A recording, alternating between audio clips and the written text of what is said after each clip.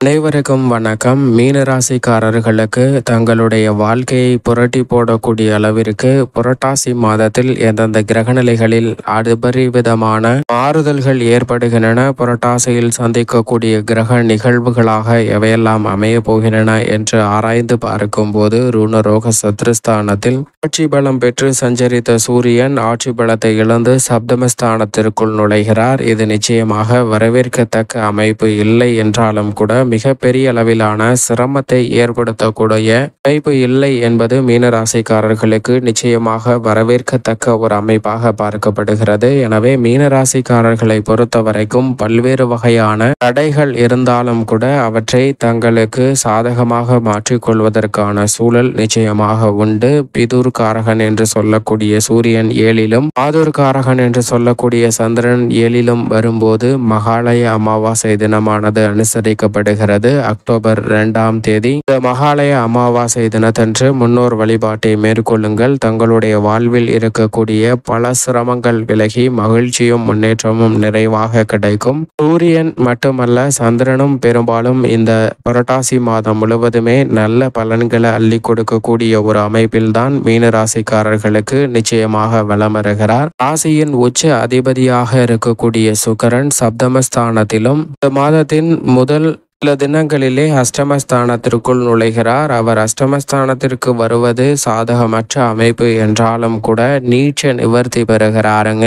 இதன் காரணமாக சில நன்மைகளை இந்த தருணத்தில் சந்திப்பதற்கான யோகம் உண்டு. வித்யாகாரகரான புதன் மிக வலுவாக சப்தமத்தில் உச்சம் பெற்றும் ஆட்சி பலம் பெற்றும் சஞ்சரிக்க போகிறார். அதோடு மட்டுமல்லாது அஷ்டமஸ்தானத்தில் சுக்கிரன் ஆட்சி பலம் பெறுகிறாருங்க. இதுவும் ஒரு வகையில் வரவேற்கத்தக்க ஒரு அமைப்பாக பார்க்கப்படுகிறது. ராசியின் உச்ச அதிபதி அஷ்டமத்தில் ஆட்சி பலமும், வித்யாகாரகரான புதன் ராசிக்கு நீச்ச அதிபதியாக இருக்கிறார். அவர் உச்சமும் ஆட்சி பலமும் பெற்றிருப்பது பல்வேறு வகையில அதிரடியான மாற்றங்களை மிக சிறப்பாக பெற்று தரக்கூடிய ஒரு இனிமையான தருணமாக மீனராசிக்காரர்களுக்கு மாற்றி கொடுக்கிறது. அதோடு மட்டுமல்லாது இந்த மாதத்தின் இறுதியில் ராசியின் அதிபதியான குரு பகவான் வக்ரம் பெறுகிறாருங்க. தைரியஸ்தானத்தில் வக்ரம் பெறுவது மிக பெரிய அளவுல நல்ல வாய்ப்புகளை மீனராசிக்காரர்களுக்கு உருவாக்கி கொடுக்கக்கூடிய அமைப்பாக பார்க்கப்படுகிறது. ஏழரை சனியின் ஆரம்ப காலகட்டத்தில் விரயஸ்தானத்தில் சனியின் வக்ரமும் ராசியின் அதிபதியான குருவின் வக்ரமும் இந்த புரட்டாசி மாதத்தில் பல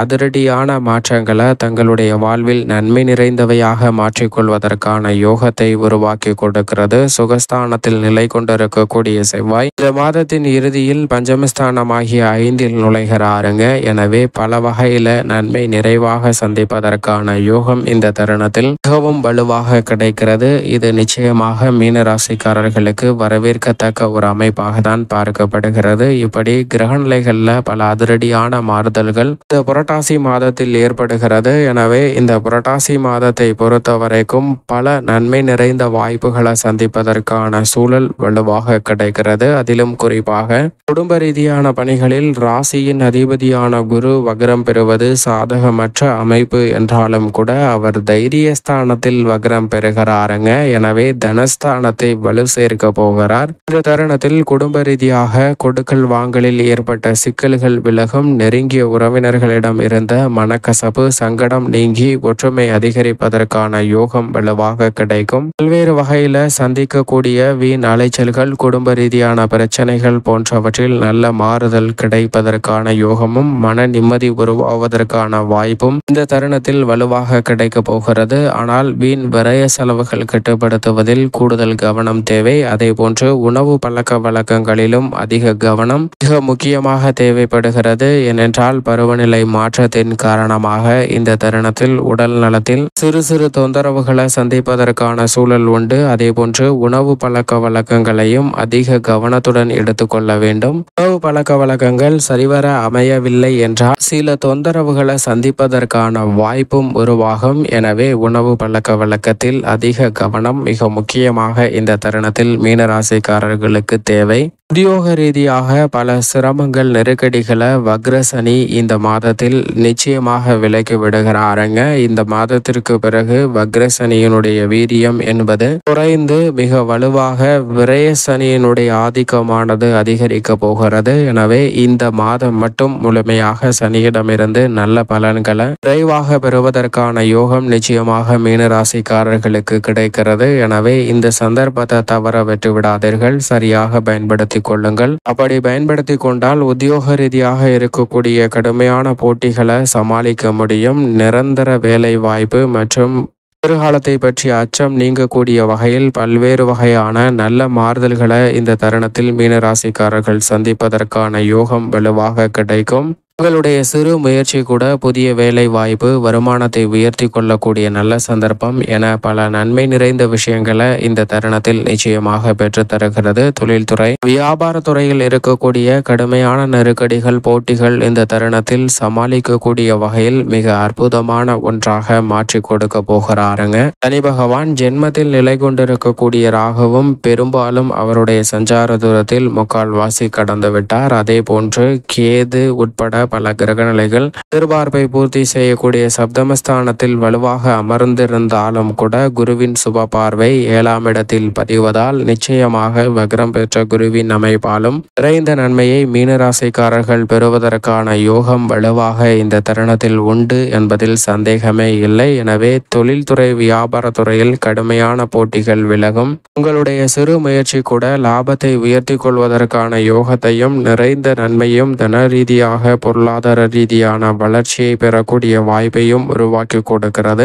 குருவினுடைய வக்ரம் என்பது இருட்டில் வழிகாட்டும் கைவிளக்கை போல் மிக அற்புதமாக அமைவதற்கான சூழலை நிச்சயமாக மீனராசிக்காரர்களுக்கு உருவாக்கி கொடுக்கிறது. அவரது சப்தம பார்வை பல்வேறு வகையில எதிர்பார்ப்புகளை மிக சிறப்பாக பூர்த்தி செய்கிறது. ராசிக்கு உச்ச அதிபதியாக இருக்கக்கூடிய சுக்கிரன் ஆட்சி பலம் பெறுகிறார். அஷ்டமஸ்தானம் என்பதால் அலட்சியத்துடன் பணிகளை மேற்கொள்ள வேண்டாம். சற்று விழிப்புணர்வு மிக முக்கியமாக தேவை. எனவே இந்த தருணத்தில் கலைத்துறை ரீதியான பணிகளில் புதிய வாய்ப்புகள் கிடைக்கும். ஆனால் கடுமையாக உழைக்க வேண்டிய ஒரு தருணமாக பார்க்கப்படுகிறது. அதோடு மட்டுமல்லாது பல்வேறு வகையான குறைபாடுகள், சிக்கல்களை அதிகமாக சந்திப்பதற்கான சூழல் உண்டு. பல்வேறு வகையான மன ஆதங்களை வெளிப்படுத்தினாலும் கூட அவற்றிற்கான முறையான தீர்வு கிடைப்பதில் பல தடைகளை சந்திப்பதற்கான சூழல் உருவாகலாம். எனவே கலைத்துறையில் மிகுந்த கவனமும் முக்கியமான திட்டமிடுதலும் அதீதமாக இந்த தருணத்தில் நிச்சயமாக கலைத்துறை சார்ந்த பணிகளில் தேவைப்படுகிறது. ஆனால் அதே சமயம் வீண் பலிகளிலிருந்து வெளிவருவதற்கான நல்ல வாய்ப்பும் வழியும் மிக சிறப்பாக அமைவதற்கான யோகம் உண்டு. அரசியல் சார்ந்த பணிகளை பொறுத்தவரைக்கும் மக்கள் மத்தியில் செல்வாக்கு அதிகரிக்கக்கூடிய வகையில் உங்களுடைய கடுமையான உழைப்பிற்கு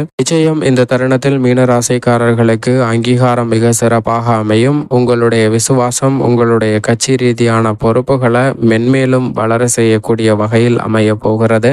இந்த தருணத்தில் அரசியல் சார்ந்த பல சிக்கல்களை சாதுரியமாக கையாண்டு தங்களுக்கு சாதகமாக மாற்றிக்கொள்ளக்கூடிய யோகம் உண்டு. மாணவ மாணவியரின் கல்வி ரீதியான பணிகளில் வித்யாகாரகரான புதன் சப்தமத்தில் உச்சம் பெறுவதால் கல்வியில் நல்ல வளர்ச்சி நிறைவாக கிடைக்கும். செவ்வாயும் இந்த மாதத்தில் சுகஸ்தானத்தை விட்டு பஞ்சமஸ்தானத்தில் நுழைவதால் பூர்வீக சொத்துக்கள் ரீதியான பிரச்சனை விலகுங்க. விளைச்சலும் வருமானமும் அதிகரிக்கும். கால்நடை வளர்ப்புல அபிவிருத்தி காணக்கூடிய யோகம் உண்டு. விவசாயத்திற்கு தேவையான அடிப்படையான வசதிகள் நிறைவாக அமையும். புதிய விளைநிலம், வீடு, வீட்டுமனை, வாகனம் வாங்குவதற்கான அதிர்ஷ்ட யோக வாய்ப்புகளும் இந்த தருணத்தில் நிறைவாக அமைவதற்கான சூழல் நிச்சயமாக மீனராசிக்காரர்களுக்கு நிறைவாக உண்டு என்பதை திட்டவட்டமாக விவசாயத்துறையின் அதிபதியான செவ்வாய் உட்பட பல கிரகநிலைகள் உறுதிப்படுத்துகின்றன. மேலும் இந்த தருணத்தை மிக சிறந்த மகிழ்ச்சிகரமான தருணமாக மாற்றிக்கொள்ள நிச்சயமாக மீனராசிக்காரர்கள் சனி வக்ரம் பெற்றிருக்கக்கூடிய இந்த வேளையில் வாரத்தில் சனிக்கிழமை விரதமிருந்து அருகாமையில் உள்ள